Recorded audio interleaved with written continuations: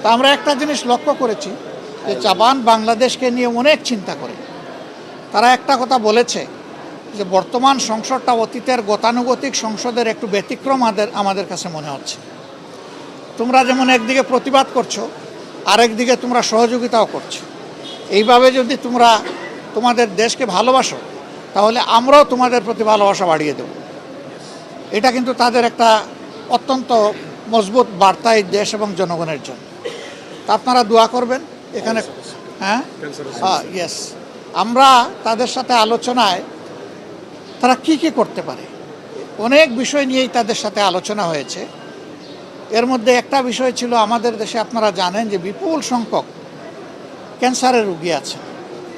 তাদেরকে বাংলাদেশে আমরা ভালো চিকিৎসার ব্যবস্থা এখনও করতে পারিনি।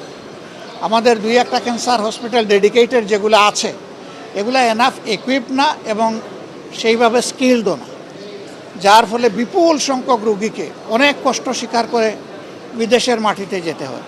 আর যাদের বিদেশে যাওয়ার সামর্থ্য নাই তারা দুকে দুকে মৃত্যুর দিকেই ঢলে পড়ে।